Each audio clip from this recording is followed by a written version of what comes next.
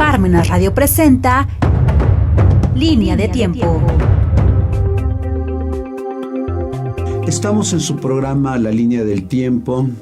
Sintonízanos en parmenasradio.org. Su servidor, el Padre José Luis Bautista González. Cada 29 de junio, dentro de la Iglesia Católica, celebramos la solemnidad de San Pedro y San Pablo. De hecho, Pedro no tiene otra solemnidad más que la del 29 de junio, y en cambio Pablo se le celebra el 25 de enero en su conversión, y a Pedro se le celebra el 22 de febrero en su cátedra de San Pedro. Pero ¿por qué la Iglesia Católica ha inmortalizado a lo largo de 20 siglos la figura de San Pedro y San Pablo? ¿Por qué se les coloca en una solemnidad especial? Por una sencilla razón, porque a decir de el cuarto obispo de Roma, Clemente, él comenta, amén de la carta a los Corintios que él escribió, él comenta que San Pedro y San Pablo murieron martirizados en tiempo de la primera persecución. La primera persecución, como ustedes saben, y como lo podemos leer en uno de los capítulos de la obra Anales de Tácito, murieron en la primera persecución contra la Iglesia cristiana, dada por Nerón entre el año 64 al año 68, cuando fue asesinado, Nerón. Y como bien sabemos, como él mismo lo explica, San Pablo fue decapitado en el Treveri y San Pedro fue crucificado en la colina Vaticana. Por eso, si ustedes recordarán, cuando San Pablo en una de sus cartas menciona a Pedro, Santiago y Juan como columnas de la iglesia, ¿por qué dice que Pedro y Santiago y Juan son columnas de la iglesia? Porque ustedes saben que a través de la lectura de los sinópticos, Jesús siempre se llevaba a sitio aparte a Pedro, Santiago y Juan, y ellos fueron testigos, por ejemplo, de Getsemaní, fueron testigos de la resurrección de Lázaro y del hijo de la viuda de Naín. Por eso es tradición dentro de la arquitectura cristiana que en las grandes basílicas y en las grandes catedrales generalmente se ponga en la fachada principal a San Pedro y a San Pablo, ahora estos, quitando a Juan y a Santiago, como columnas de la iglesia. Por eso los ponen como columnas. Puedo pensar aquí en Puebla de Los Ángeles, el templo de Santiago Apóstol, ahí donde está el Padre Antonio, que desde aquí le mandamos un saludo al Padre Antonio Espinosa Bautista. Tiene este templo bellísimo a Pedro y a Pablo. Pero también puedo pensar en nuestra Santa Iglesia Basílica Catedral Lateranense de la Inmaculada Concepción de Puebla de Los Ángeles, y precisamente esta catedral bellísima, en la fachada poniente, la que da a la 16 de septiembre, tiene a San Pedro y San Pablo. Ahora, la iconografía que ustedes están viendo a mi lado, generalmente a San Pedro se le presenta con las llaves y a Pablo se le presenta con un libro. Generalmente la iconografía de los santos está ligada, condensada, compendiada a la vida del cual brilló el santo. ¿Por qué a Pedro las llaves? Recordemos que San Pedro era natural de Betsaida, muere en la persecución de Nerón, y si nosotros leemos el capítulo 16, versículo 18 de Mateo. Mateo escribió su evangelio a judíos convertidos al cristianismo. ¿Qué es lo que dice este evangelista? Jesús tiene un diálogo con Pedro y le dice: tú eres Pedro, y sobre esta piedra edificaré mi iglesia. Yo te daré las llaves del reino. Todo lo que ates quedará atado, todo lo que desates quedará desatado. Bueno, se entiende que la explicación teológica de este texto es el oficio, la vocación que Dios Hijo le da a Pedro. Tú eres Pedro, y sobre esta piedra, porque la palabra Petrus en griego significa, en latín significa piedra. Pedro, Petrus, piedra, griego, latín. Y sobre esta piedra edificaré mi iglesia. Algunos han entendido que es el centro Pedro de unidad. Él es obispo, príncipe de la iglesia, como hoy le dicen, es par con todos los obispos del mundo, pero sabemos que la Iglesia Católica no es demócrata. La Iglesia Católica es jerárquica. Pedro, columna de la iglesia, piedra donde se hace viva la iglesia. Tú eres Pedro, y sobre esta piedra edificó mi iglesia. Recuerden que la palabra eclesía viene de convocar. Convoco a todos contigo.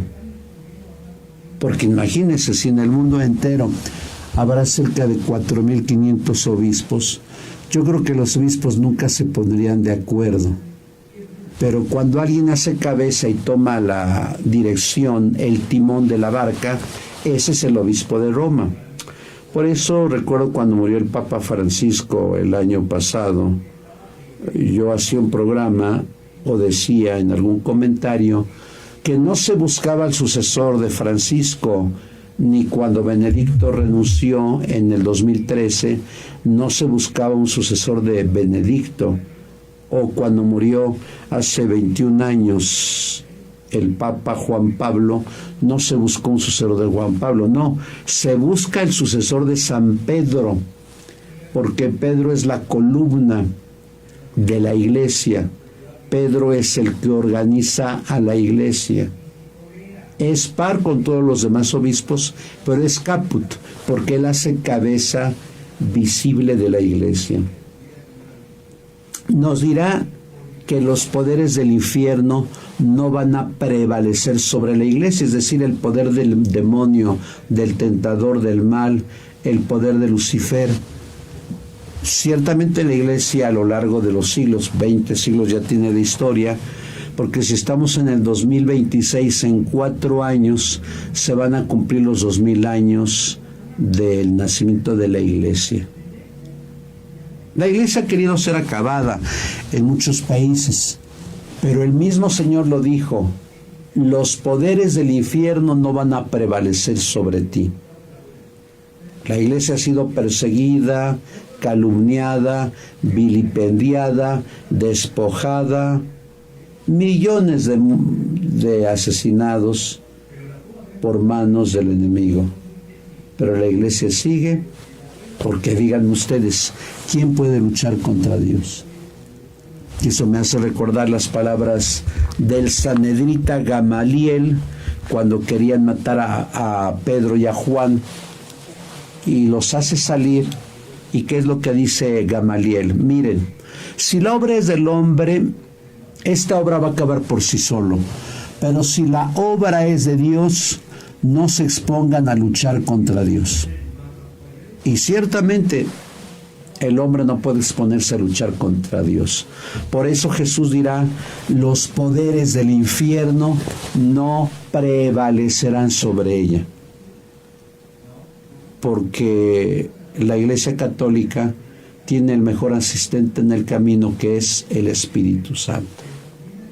Tal como lo decía ese libro de aquel dominico español, el Espíritu Santo, el gran desconocido. El Espíritu Santo sostiene a la iglesia. Pero también, ¿cuál es la promesa que Jesús le hace a Pedro? Yo te voy a dar las llaves del reino. En el lenguaje semítico, el poder de las llaves es abrir y cerrar.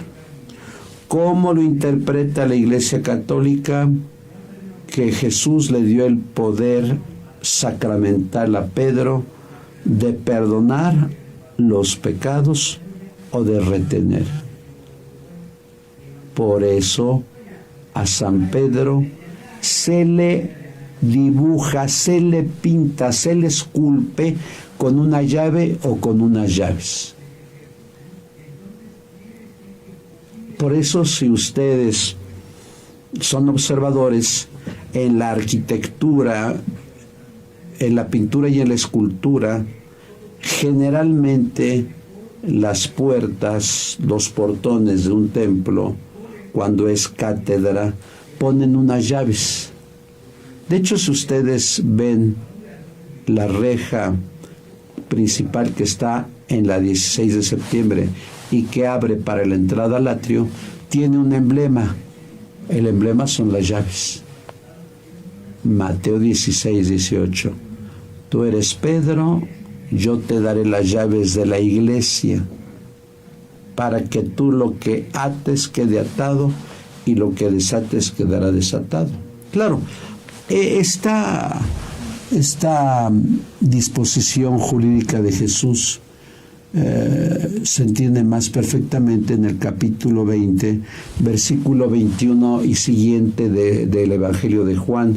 Sopló sobre ellos nuevamente el Ruach divino, el Espíritu Santo, y les dijo: recibid el Espíritu Santo. A quienes les perdonen los pecados les quedarán perdonados, y a quienes no se los perdonen les quedarán sin perdonar. Y claro, estoy hablando de estos dos textos que son antiquísimos y que hablan de la actitud de Pedro. Por eso a Pedro se le dan las llaves. Por eso San Pedro, el sucesor de San Pedro, es el que elige obispos en todo el mundo. Ese es San Pedro. Y por eso hoy lo celebramos, o más bien en estos días lo celebramos en la solemnidad de San Pedro y de San Pablo. Ahora, la otra figura es San Pablo. Si Pedro era campirano porque era de un pequeño pueblo, Betsaida, San Pablo pertenece a la élite en el buen sentido, porque Pablo va a nacer en una ciudad industrial, en una ciudad que es camino, tránsito del oriente del occidente al oriente, y me refiero a Tarso. Ojalá que algún día lean la vida de Pablo, escrita por Joseph Holzner, o por Gunther, o por un buen poblano, el padre Camilo Maxice, que escribió San Pablo en una edición privada. Pablo es de Tarso. Yo creo que los datos que tenemos de Pablo los encontramos en la carta a los Gálatas, en el libro de los Hechos de los Apóstoles, o en la carta a los Filipenses. Pablo es de Tarso. Pablo es de la tribu de Israel. Pablo es fariseo, es hijo de fariseos. Se entendía que sus ancestros habían viajado a ese lugar por las continuas persecuciones contra los judíos en su propia tierra. Era de la tribu de Benjamín. Había estudiado a los pies de Gamaliel. Hace un rato hablaba de Gamaliel. Gamaliel, se entiende, pudo haber sido discípulo de Hillel y Shammai, aquellas dos grandes escuelas rabínicas que había a principios del siglo I de la era cristiana. Y Pablo era un hombre intelectual, y digo que intelectual porque, como les dije cuando hablaba de Fray Juan de Zumárraga en días pasados, en la epístola, en la correspondencia, se puede descubrir la altura cultural de un hombre. Y San Pablo, a través de sus cartas, uno puede descubrir la riqueza de su cultura. Él había vivido de 3 culturas, de la cultura griega, de la cultura latina y de la cultura judía. Se entiende que Pablo, por ser ciudadano romano, hablaba el latín, conocía el griego, conocía el arameo y el hebreo. Era un hombre culto. ¿Cuándo es la conversión de Pablo? Pablo se convierte precisamente, como lo podemos leer en las 3 versiones de Hechos de los Apóstoles, capítulo 9, capítulo 16 y capítulo 22. Después de la lapidación de Pablo, de Esteban, allá por el año 33-34, como lo podemos leer en el versículo 7, versículo 58, cuando Pablo está de acuerdo con la muerte de Esteban, él nos dirá el capítulo 9 de Hechos de los Apóstoles que va a perseguir a cristianos y que pide cartas de recomendación a los sumos sacerdotes. Hay una excelente frase de Jim Comby, editorial Verbo Divino, en su libro Para comprender la historia eclesiástica, y él dice: Pablo, de cazador con Z, fue casado con S por Jesús. Y esto es cierto.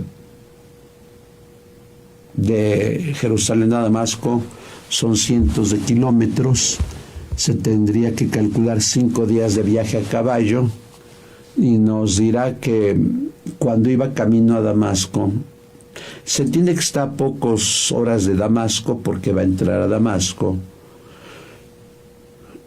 de pronto cae al suelo. Algunos dicen que de su cabalgadura, se entiende que sí, porque Pablo era de economía boyante, porque era ciudadano romano.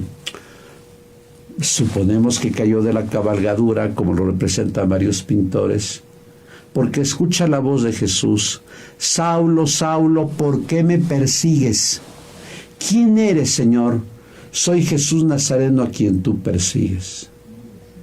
Imagínense, si Jesucristo en su vida mortal había dicho a los cristianos: dichosos los perseguidos por causa de la justicia, porque de ellos es el reino de los cielos.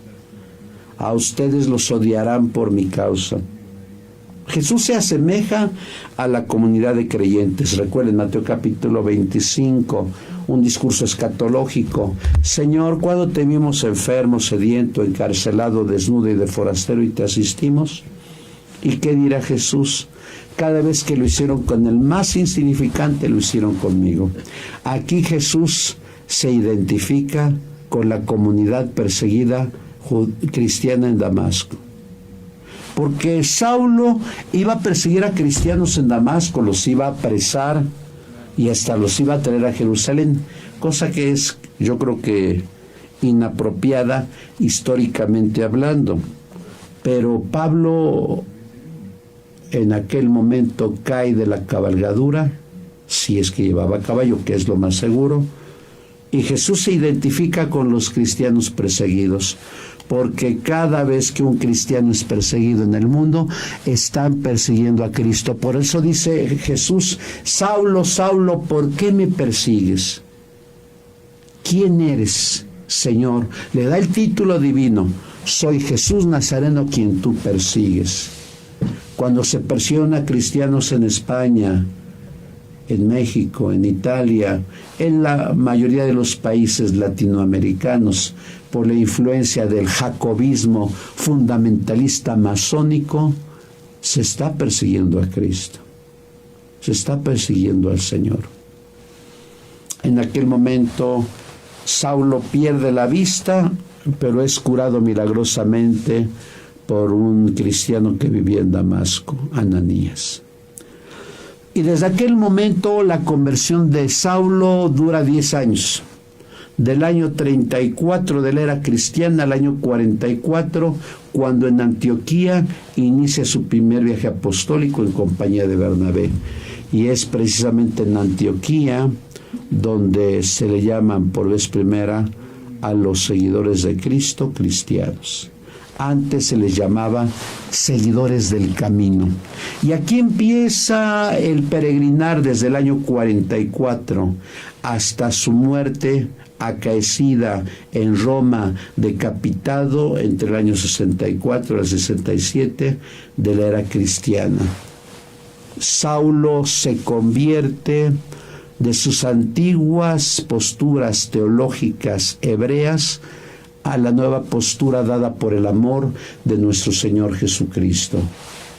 Por eso es que a Saulo, como lo pueden ver en la imagen de atrás, está representado con un libro, porque el libro sintetiza las 14 cartas pastorales que él escribió y que escribió dando los materiales suficientes sus alumnos. La carta a los romanos, las 2 cartas a los corintios, las 2 cartas a Timoteo, la carta a Tito, la carta a Filemón, la carta a los Gálatas, la carta a los Filipenses, las 2 cartas a los Tesalonicenses, las cartas a los Efesios.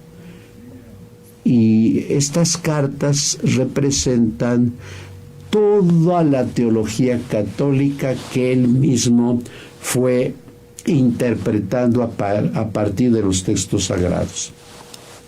Por eso se le representa con un libro, porque él escribe las famosas cartas pastorales de San Pablo. Pero ¿qué sería lo importante aquí entender en la teología paulina? Leer. Porque si nosotros no leemos, indudablemente nos quedamos aprisionados por la ignorancia.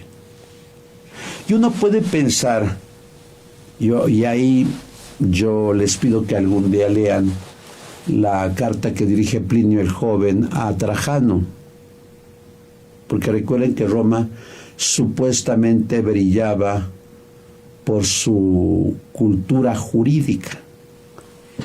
Claro, en la persecución a los cristianos falló, porque hubo jueces inicuos que por mandato de el César eran perseguidos.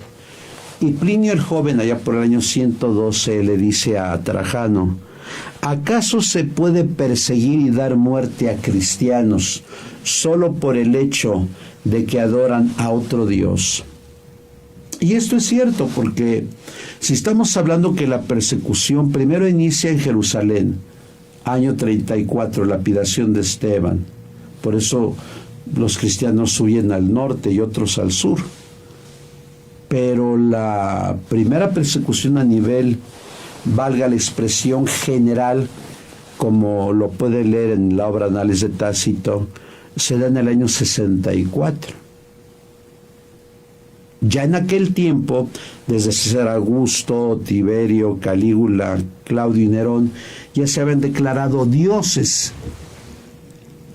El ser humano nunca va a poder ser Dios. Bueno, por ahí hay reyesuelos y príncipes y presidentes que se creen dioses. Pero el ser humano nunca va a ser Dios. Pues todos murieron, todos los que les dije. En cambio, a Jesús hay que llamarle Dios.